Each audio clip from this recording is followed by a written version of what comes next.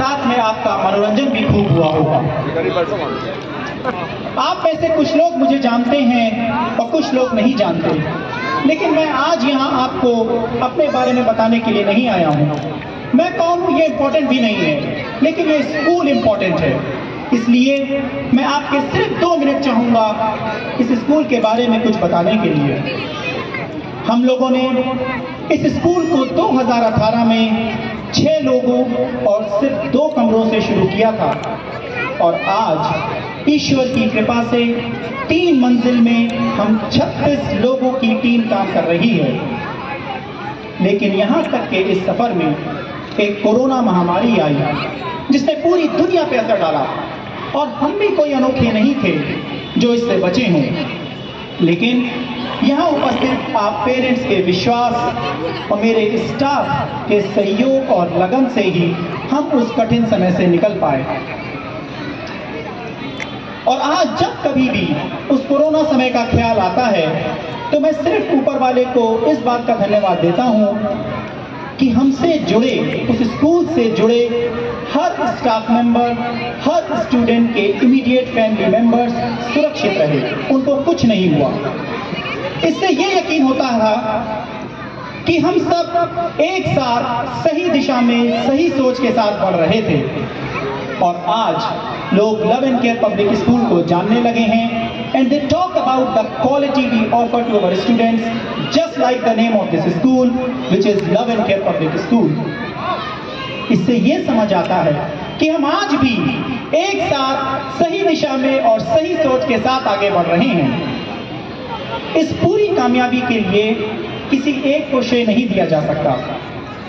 मैं हर उस इंसान को जो इस स्कूल से डायरेक्टली या इनडायरेक्टली जुड़ा है, अपने स्टूडेंट्स को, उनके पेरेंट्स को, पेरेंट्स के विश्वास को, उनके क्रिटिसिज्म को जिसने सोचने का मौका दिया, उनके एप्रिसिएशन को जिसने कॉन्फिडेंस दिया, और सबसे ज्यादा मैं अपने स्टाफ को जिन्होंने अपनी कड़ी मेहनत और लगन से इस स्कूल को उस मुकाम पर पहुंचाया है जहां आज love and care public school है। Thank you. इस समारोह में उपस्थित बांदा नगर के प्यारे बच्चों के माता पिता, अभिभावक सभी को आज वार्षिक दिवस के अवसर पर मेरी ओर से हार्दिक बधाई, शुभकामनाएं। मैं मन्नू बंसल जी और उस्मान बंसल जी के माता और पिता का आभार व्यक्त करता हूँ कि आपने ऐसे पुत्रों को जन्म दिया है। हार्ट ऑफ सिटी ये बांदा का दिल है। मैं बरसों पहले यहाँ बैठता आता था, आदरणीय नन्नू बंसल साहब थे तब, लेकिन आपने फैक्ट्री नहीं लगाई, देश बनाया है, विद्या मंदिर खोला है। इससे बड़ा कोई पुण्य का काम नहीं है। अशिक्षित को शिक्षा देना, मरीज को दवा देना, भूखे को भोजन देना, इससे बड़ा कोई पुण्य का काम नहीं है। आप वो धन्य माता पिता। ये दोनों बच्चे बाहर थे, विदेशों में पढ़े हैं, कि कोई भी उद्योग लगा सकते थे, लेकिन उन्होंने क्या किया, इन नन्हे मुन्ने प्यारे बच्चों की बगिया सजाई है। ये देश बनाएंगे।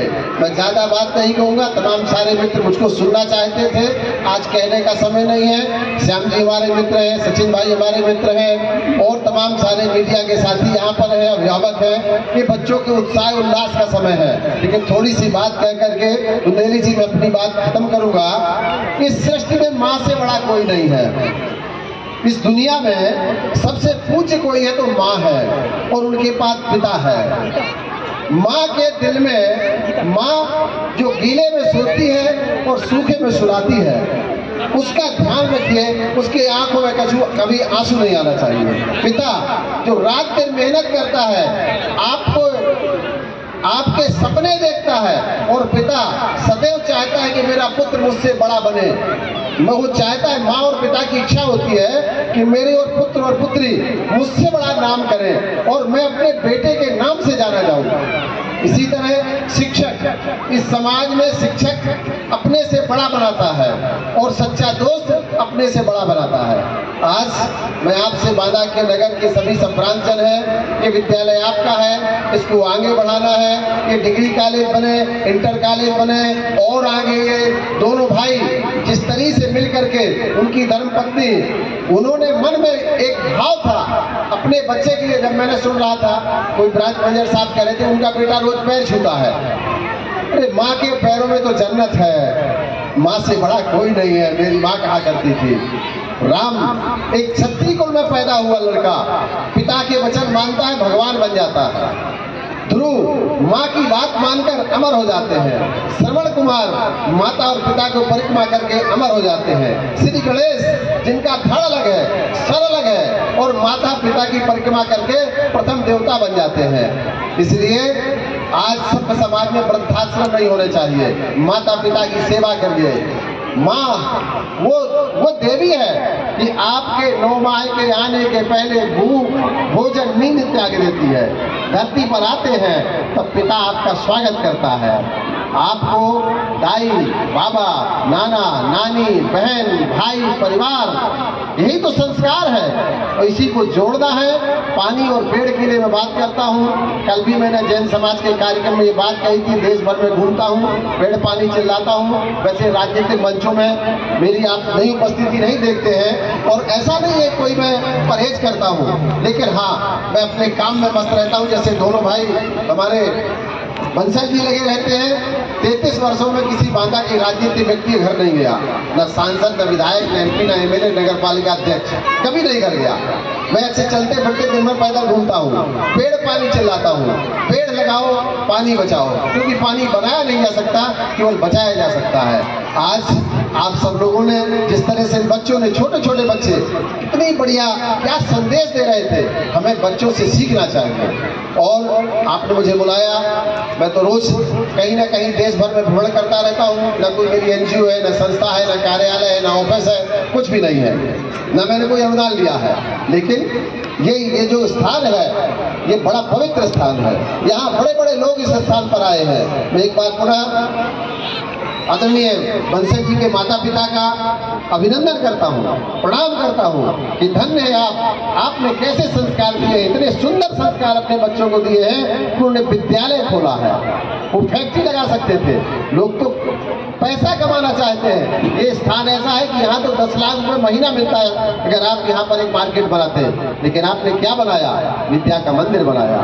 यहाँ से हमारे समाज के बच्चे निकलेंगे, आईएएस होंगे, आईपीएस होंगे, आईआरएस होंगे, आईटीएस होंगे, जनविद बनेंगे, वैज्ञानिक बनेंगे, आपको याद करेंगे।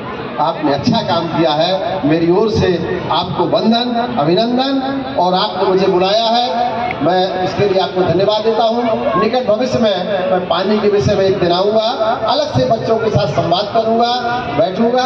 बहुत बहुत धन्यवाद। मेरे मित्र यहाँ श्याम जी हैं, सचिन भाई हैं, बहुत सारे मित्र बैठे थे कि पांडे जी कोई कहानी सुनाएंगे, कुछ अच्छी बात करेंगे, लेकिन मैं एक बात 2 लाइन की कहानी कह के समाप्त करूँगा।